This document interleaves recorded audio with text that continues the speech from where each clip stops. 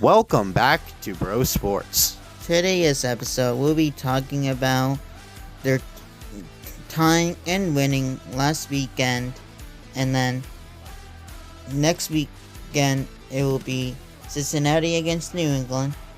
Whoever wins, or ties, or loses. And yeah, let's get into this. So, let's first start with the game against DC. Now, that game was very much like this the entire time. It was like a literally pretty much a smooth cruising the whole way through. When did we score? I don't even remember. When did we score it? And I think it was early on in the game, right? Mm-hmm. And then we got complacent little by little, more and more as the game went on, and obviously we now know that they ended up tying with DC, and in the last minutes of the game, it was very freaking ridiculous. I mean, I don't know how much you think about it, Aiden, but it was ridiculous. Absolutely disappointing of a game to lose that lead. You went from having 3 points to 1 point just because you wanted to get complacent and not play the game out. I don't know. What are your thoughts, Aiden? They should have won that game.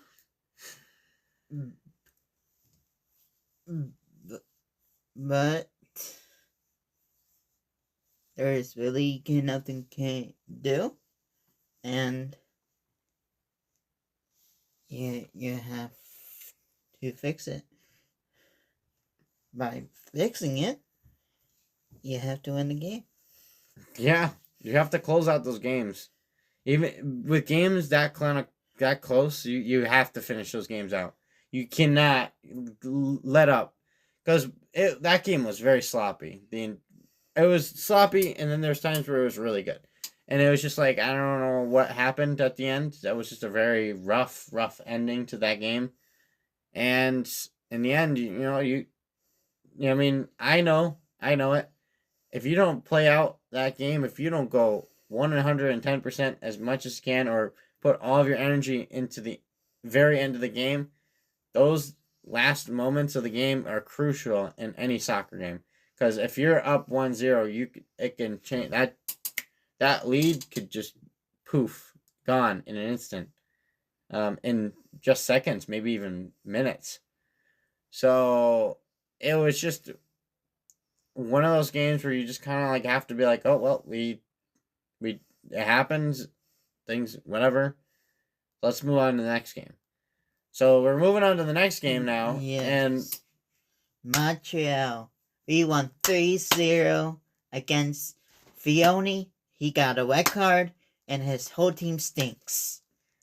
Yeah, and that was a game, and it was a good game against each other. They were tied for most of the game, right? Up until the halftime, and then all of a sudden we just started scoring goals.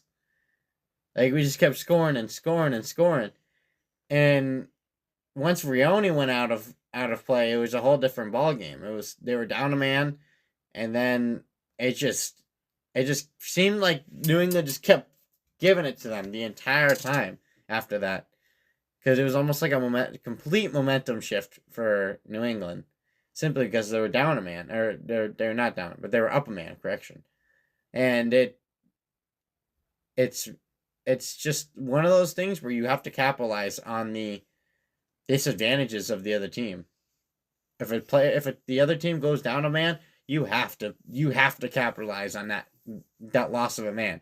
There's no ifs, ands, or buts. If you are not scoring and you're not beating a team that's got less guys than you, then there's an issue. You have to fix something in that game plan, because having a team going down a man and then you're not capitalizing, not scoring goals, not doing anything, that's a problem. That is a big problem. Especially if they turn around and end up scoring on you. That's an even worse problem.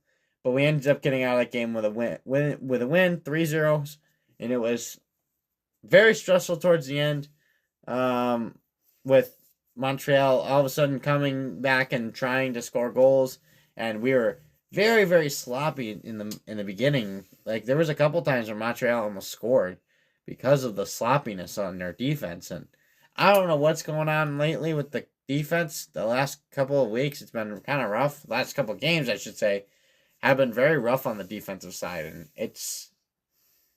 I mean, yeah, we've only let in one goal in the last two games, and we've scored four. We've scored 4 goals, and we've only let in one. So that's, I mean, that stat alone right there in the last 2 games is really good. But it didn't seem like that was the case in these last games. It seems like the defense just wasn't fully there. And yeah, I know it's because of the fact we didn't have all of our starters fully in there, and we were playing a lot of our guys who don't get very minutes. Because of the fact that it was more of like the lower ended teams on the table, and people need to get playing time too if they're working really hard at practice. I don't know what your thoughts are on that, Aiden, but what are your thoughts?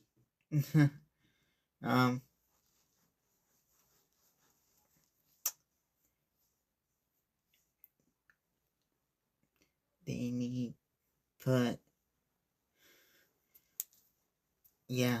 Yeah, they need to put back their guys. And then I'm also hearing, we forgot to also mention this in the at the beginning of the podcast. There might be reports of one of our star players on our team, arguably one of our star players on the team, who's been one of our backbones of the team, and one of our wide guys of the team, being having an offer from Tottenham Hotspurs. And who is that, Aiden? New team. Yep. Who's got that offer from Tottenham? Supposedly the rumors being out there. Bye? No, not Brandon Bye. No. It's our young guy, Miller. Yep.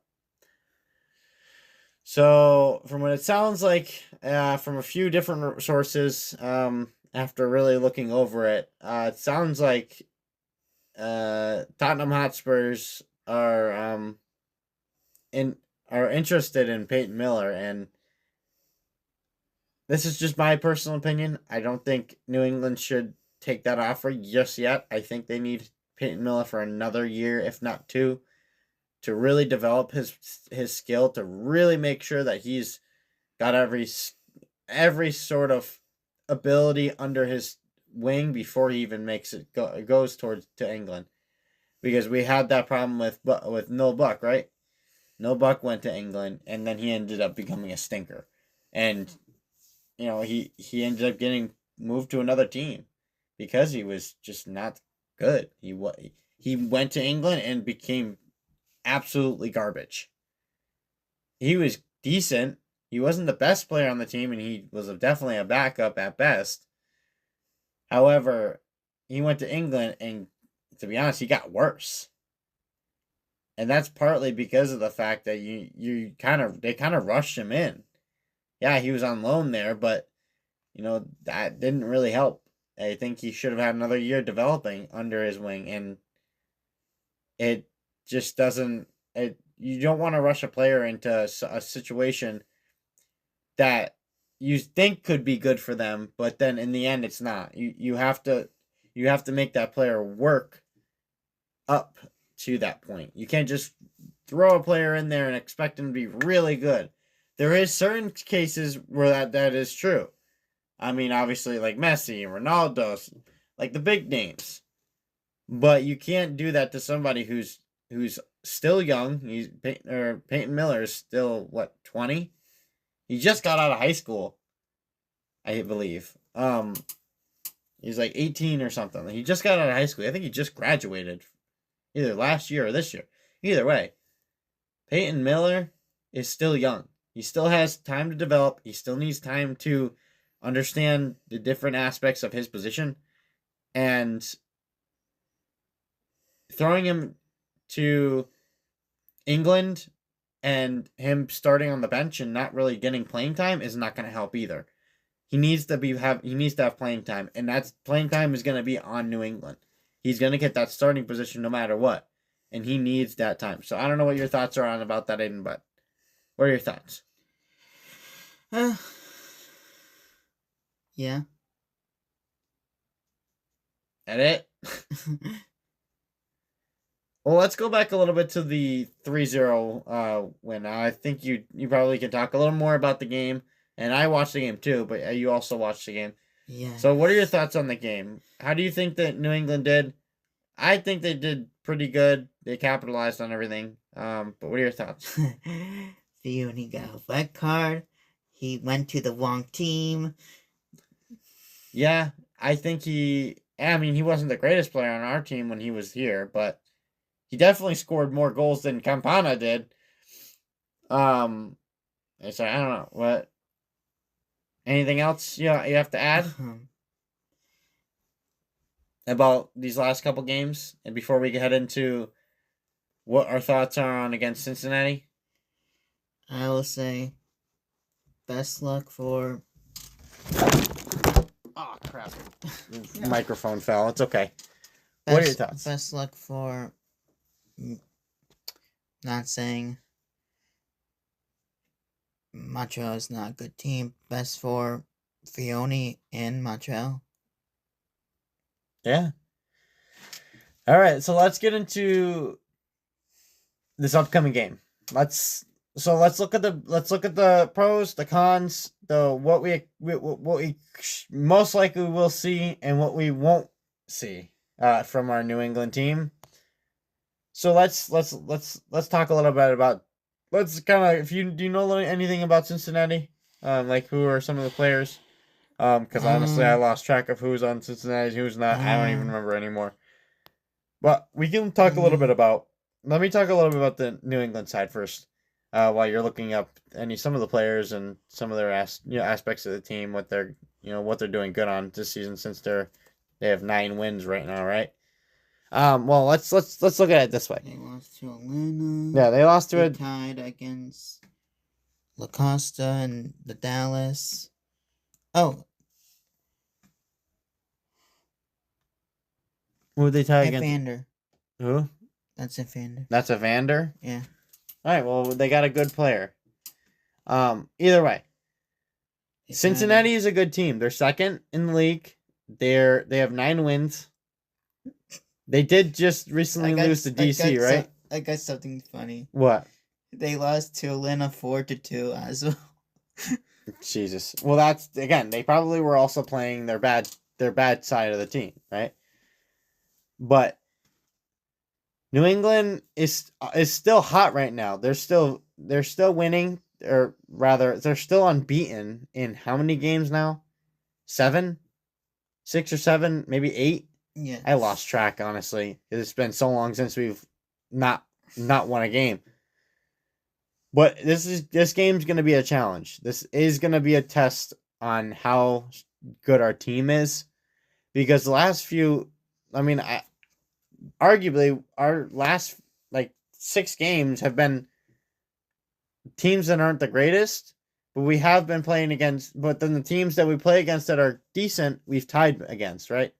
So our wins have been with the bad teams, and our ties have been with the good teams. Obviously, the outlier being DC, but we could have high hopes that we could win, we could not.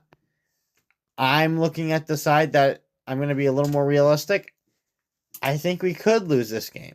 However, if we keep playing like we've been playing and we start our starters that we need to start, and I think the team that we've been working with recently has been doing decent, like having what's his name? Ceballos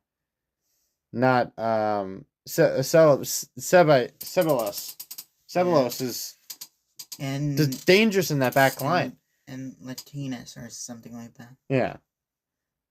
Either way, Ceballos and Fofana, are 2 very good center defensive players, and I think we'll have a lot of success. I believe we're like the 5th best defense in the league right now. We're in top 10 of best defenses in the league. We may even be second, because we have the least amount of goals against us. We may not have the most goals for us. More like tying with Vancouver. Yeah, we're doing really good on the defense side of the ball, and I think we need to keep that defense because offenses don't win championships, defenses do. And if we have a strong defense, I think we have a chance of winning this whole thing. But we need to first get into playoff contention. We need to get into the playoff picture because that's the first priority right now. We're still slightly out of the playoff contention, and it's because we're a couple games behind. Obviously, we still have only played 15 games, and most of the league has played 17. So we have to figure it out. We have to keep winning and tying. We cannot lose. If we drop a game, we might have to say sayonara to our chances at playoffs.